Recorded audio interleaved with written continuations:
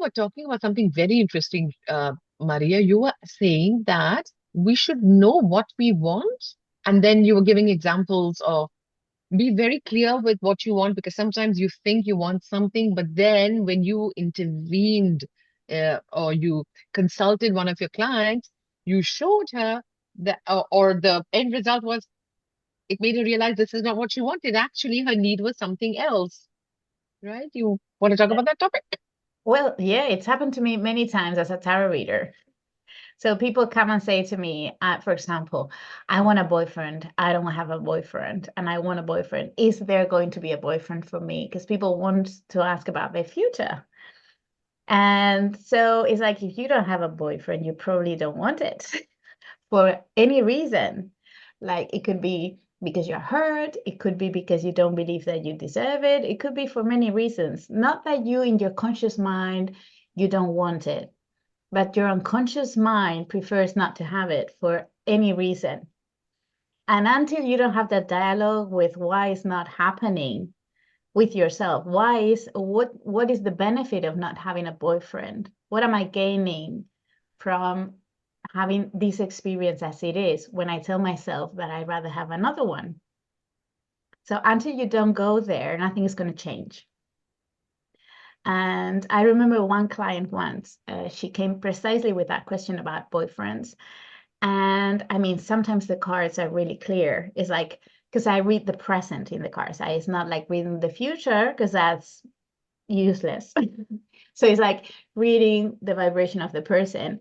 It's like, you don't really want a boyfriend. And she got so upset and so angry. She stood up and she said, I do want a boyfriend. Who are you to tell me? And it was like, if you're not having it, then something is not really matching. I mean, you're not aligned with that. Some part of you is not really vibrating.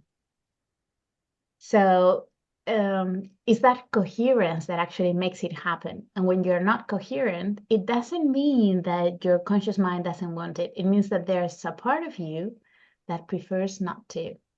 And the part that is stronger is the one that is going to manifest.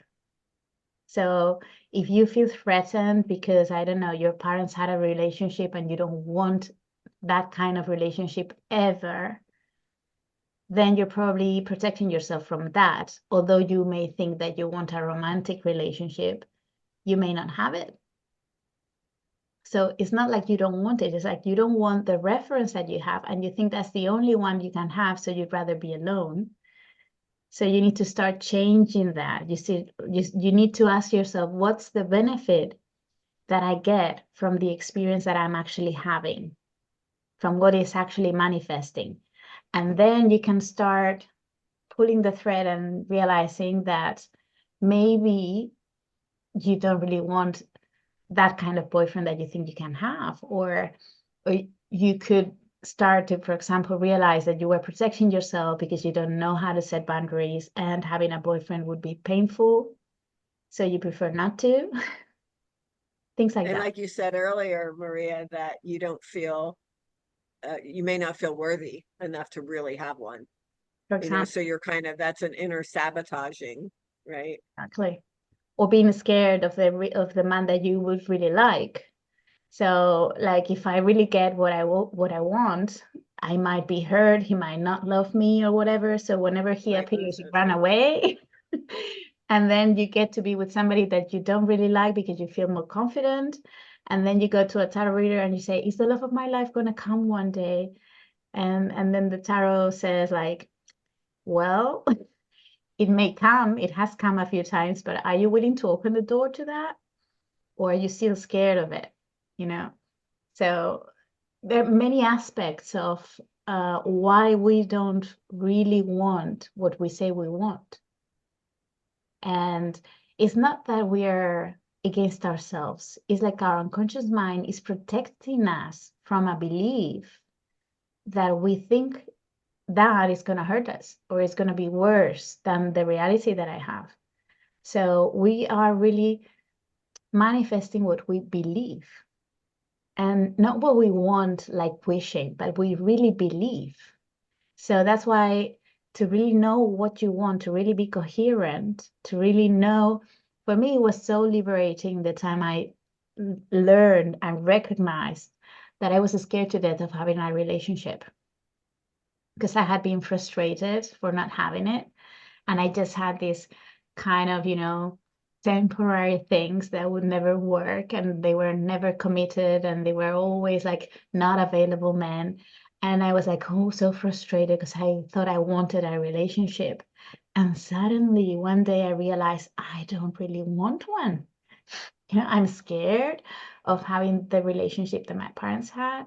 I don't know how to set boundaries. That scares me to death. And I prefer not to be committed and to have, this kind of attraction that may feel like it, but it's not, and live alone and feel safe. And that was so liberating because then I thought, well, if I really want a relationship, I need to start setting boundaries and training that ability. And I need to change the thoughts I have about relationships and how I think they happen and what they imply, like you have to sacrifice yourself to death and things like that. It's like I never agreed to that. And because I thought, married until death do us part, like that's a law. And I thought, I'm never going to be able to do that. Like really, just like you don't know a person and you're gonna be with that person forever, no matter what. It's like you're crazy or what?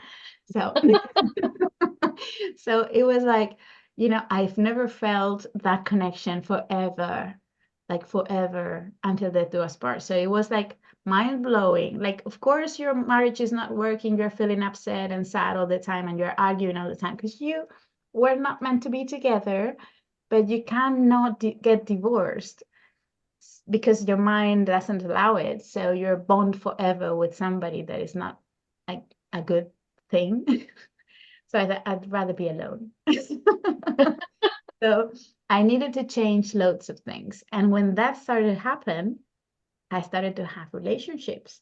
And then those relationships started to show me my beliefs on how I thought they were. And so I needed to change a lot of things to really be able to have a committed relationship with like where we lived together and we shared. And it was not easy to get to that point.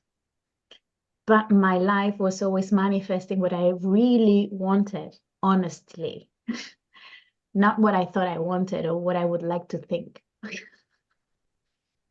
So, Oh, interesting. Thank yeah. you for sharing that with us, Maria. But you were asking me a few times. Thank What do you you. what do you mean with that? It's like, okay, I better put an example. True, true. Just for better understanding examples, they make you understand better the I concept. I have plenty. Great. And we're all open to learning. Yeah, but with the work I do, it's very easy when you see the cards and you see the reality of the beliefs of the person and you see what is manifesting and you see the link between the beliefs and the reality because you see that with the tarot cards. And it's like so easy to see also why the person like they come with a question, but they sometimes don't really want an answer to that question. It's like it's like a trap. They say, am I going to have a boyfriend? Or, for example, am I going to break up with my boyfriend? Some people ask me that. And it's like, you're either asking me for permission or you're asking me to take the responsibility because you want to. I mean, what's going on that you don't feel good with your boyfriend? So you're already thinking about that. Mm. So you're already thinking about breaking up. So it's not the question, am I going to break up with my boyfriend? The question is, do you want to? And why do you Yeah. want to break up? And how do you want to do it? So, And when is it going to happen? Because if you're exactly, thinking that way, it's going to happen. exactly. It's like, am I going to break up? Exactly. It's like, that's not the question. It's not if you are going to do it, you know, or And I if guess the most maybe, important thing, yeah, sorry, and I guess the most important thing for that person is to understand why does she want to do it? Why does she want to break up? Why is she having those thoughts? I guess that's more important to her personally for yeah. her to So think about. People come to tarot because they think that the future is going to be different. And what they come really to do is to be responsible for their choices. So it's like, this is what you're choosing. And it's like, it's fine. I mean, if you want to break up with him, it's fine. I don't care. You know, you do whatever you want with your life. But why do you need somebody else to tell you, yeah, I think you're going to break up? You know, Mm. sometimes it's like, yeah, I think you're going to break up. And then they go like, but I don't want to break up. It's like, why do you ask me then? You know? So, so I've learned not to do that. You know, like Yeah, yeah. I've learned to get the question behind the question. So tricky, no? Yeah. Yeah. Very interesting. Tarot is a very tricky thing because it's been used for predicting the future. And so many people are afraid of the future because they are afraid really of themselves. They don't think that they're responsible for their lives and they're scared. So many people come to so that the tarot reader gets the responsibility for their lives. It's like, yeah, this is going to happen to you. And so if it goes that way, then it's, oh, the tarot told me, you know, it's like, Imagine the girl going back to the boyfriend, fighting with him. I can't read it, told me we are going to break up. What's up with you? that happened to me once. Oh my God. I was in my 20s, so I had been doing this for not even 10 years yet. And I did some tarot reading to a friend, and she asked about her relationship with her boyfriend. And I said, I see you're going to break up. And she had like a and then she left. And a week later, she came back and she said, okay, I've already broken up with him and we're back together. So now what? You know, my jaw fell to the floor. And I was like, so you broke up with him because I told you. So you had no reason whatsoever to break up with him. And because I told you, you went and you make him go through hell because you just wanted to get that out of the way. My So gosh. that was like mind blowing for me. It's like you have to be very careful with what you say Yeah. to people about their future because they are gonna do it. Even if it's Yeah, not true. So true. yeah. Be careful, yeah. Oh gosh. That's one thing I really think about with my thoughts sometimes. You know, we were talking so much about manifesting, and your thoughts really, they will just come and they will happen. So, sometimes I get like a really negative thought, especially in my lifestyle, like, oh, I'm gonna fall off the boat or something, and you have that thought, and then it's like, okay, I will like quickly go, nope, nope, sorry, didn't mean that, Cancel, and I'm like cancel. taking it back, like, that doesn't count, and then you have to think of something more positive, right? But I hate when those thoughts come into your head, and that happens to all of us, right? So you gotta be careful. Yeah. That happens to me a lot when I feel low of energy, when I feel down or tired. And I remember once in Italy, I had been like a month and a half traveling each 3 days, visiting friends and changing house and context and everything. So my nervous system was really tired and like tense. So I realized that I needed a break with talking to a friend. And she said, why don't you go to a place and stay there for a couple of weeks and just relax? And so I asked the friends of mine, and one of them lent me the keys of her house, which was amazing.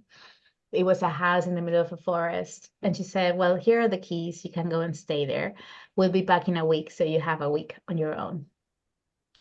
And so I arrived to the house and it was so lovely. There was an image of a Madonna in the entrance, like the feminine, and I could feel that embrace. And suddenly my whole nervous system started to just, so to relax and chill out. And so the first day was like, oh, that's so good. The second day when I woke up, I was so depressed. All the tension was coming out of my body. And I started to have this terrible thoughts about, my life is worthless. They're having this amazing house. She's got a couple that is so beautiful. They have just had a child, and this house is so amazing. And what am I doing? I'm in my 40s. I have no relationship, not a house, not a child, nothing. Who am I? My life is shit. And it was just so like that, all day long. And and after like about an hour or two, I started to think like, this is not me. Something weird is happening. I was having a sort of a kind of a crash with somebody, and he phoned me when I was doing the shopping that following day. And I was just like crying. And he was so worried, like, are you okay? And I was like, yeah, I think I'm just like breaking down because I was so tired and my nervous system was just so tense that I'm just breaking down. And he said, I'm so worried. It's like, let's leave it for tomorrow and we'll see what happens when I wake up. So I started realizing that my mind was shit by that time, and I just needed to like relax and Let it out. yeah, Yeah. have a shower, sleep, eat, and nothing else. And then the following day, I woke up and I was in this amazing room with all these windows that I could see the whole forest. And I was in an amazing house, and suddenly I thought, my life is just amazing. I'm in this house. I don't have to own the house. I can be in so many houses in so many different places. Yeah. So it was like my vision completely shifted from one day to another. So the same life that the day before was terrible, suddenly it was like amazing. And I went like, oh my God, this if I had recorded myself, I would be probably in a hospital, like medicated. People would say she's mad, she's possessed, or she's bipolar or something. Because it was terrible. It was a Oh whole, my God. and I was just so extremely different from one day to the next. And it was all the tension that I was feeling. But So isn't that amazing? And what a perfect example of the thoughts that you think dictate, like you said, your vibration, what you're resonating. And, what an amazing story of 2 different days. And then the next day you wake up and all of a sudden you're feeling gratitude for, oh, this house has been gifted to me. And here I am, be able to chill out and enjoy the beauty of the nature. Um, so yeah, we have Yeah. to really, really take good care of our thoughts. yeah, and also because if it lasts long enough, you start reacting to those thoughts. And if you take them seriously, you start acting on them. So that's the thing, that when the thoughts come and you just say, okay, I'm possessed by the spirit of whatever, of, of stress, and this is not really me, I'm just tired, I need to sleep. And you don't Yeah. do a thing about it, you just let it pass. Then it's fine. You can have those thoughts and then it's okay. I mean, you're having a bad time, but it will pass. But when you actually start thinking like, oh, I need to work on this and I need to sort this out and I need to solve this and I need to do something, and you engage enough time to actually act on them, then your life is going to just be that way. So you just need to rest. Just rest, eat, A sleep, break. have a Yeah. break. True. Don't engage in the thoughts of the mind, just let them go. It There you this go. is a very valid point. Yeah. Just don't engage and let it be, let it go. And sometimes they say to change your energy level straight away, you can just go for a shower and it just gets washed off. And then start listening to the music that you like, eat the food that you like. I mean, do all the things that can elevate your energy back again to, um, and then distract your mind, watch something that you like to watch, positive things, I'm sure. And th those kind of things help. Or even pet, if you have a pet, play with the pet or something. Yeah. That's great. Yeah. Yeah, Yeah, I don't surrounded know if by I that. talked about this in another video that we did, but I remember talking to you, Palak, about a point that you made in your book about the off button. Oh, When yeah. you're having those thoughts, and I use that all the time. When I start getting Really? into a negative mode, I just go. off, like Switch off. especially when I'm trying to fall asleep, it's like off, and I just sit there for like 30 seconds and just Yeah, pressing it, and then trying to just clear. It's like get rid of the cache, of your memory yeah, cache, yeah. right? You're Delete. computer related at all, you'd understand the cache, right? You just got to empty it out, just press the button and say, okay, I'm done with this. I don't need to think about this anymore. I'm just going to let it go and move on. You know? Yeah. Carol, this book, I have a feeling this book was written for you. Seriously, the way you resonate with the chapter, the way, amazing. Oh, I love it. I love it, Palak. As a matter of Beautiful. fact, I think, yeah, we should do a video sometime on Is Life as We Know It. So to go back to what we were talking about really being clear on what you want, I have an example of my partner, Thomas, now.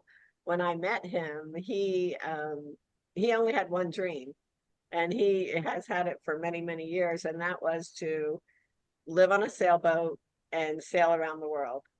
And when I met him, he of course told me that dream, and we started watching YouTube couples videos of what it's like to live on a sailboat. Um, and his friends would all say to him, "How's it going to happen? When's that going to happen?" Nobody believed him. And he's like, "I don't know. I just know it's going to happen someday." And then out of the blue, him and I meet up in my community that I lived. His father lived in the same community. We were 5 hours apart physically. And we started dating, and one thing led to another. And here we are. We bought a boat and are living on it and, sailing around the Caribbean. So, he was very clear about what he wanted.